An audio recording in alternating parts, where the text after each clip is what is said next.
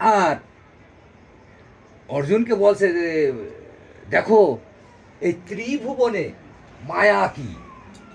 নারদ কি আপনি আর কেউ এই ত্রিভুবনে কোনো কেউ ভালোবাসে না, বাসে না, বাসে না, বলছে তাই। তা খানি গেছে যে বৃহত্তম এক জঙ্গলে বসে বটের গাছের ছায়ায় বসে বলছে, নারদ আমি একটু জল খাবো।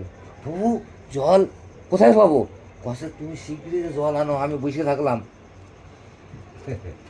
যাই তাই নারদ এক পায়ে দুই পায়ে যেতে যেতে যেতে যেতে এক বৃহত্তম জঙ্গল, এক মুনি ঋষি, তিনার একটি কন্যা সন্তান ভগবান লীলা করে সেকশন করে ভাগ করে করে রেখে গেছে। আচ্ছা এই নারদ মুনি বলছে, প্রভু আমার থেকে আর কেউ নেই। কিন্তু ঠাকুরের কথা কিন্তু আস্তে আস্তে আস্তে আস্তে সব ভুলে যাচ্ছে। কিন্তু ওই যে বৃহত্তম জঙ্গল, সেটাও ধর্ম, সেটাও কর্ম। আবার ভগবান বলছে মায়া বড়, মায়া বড়।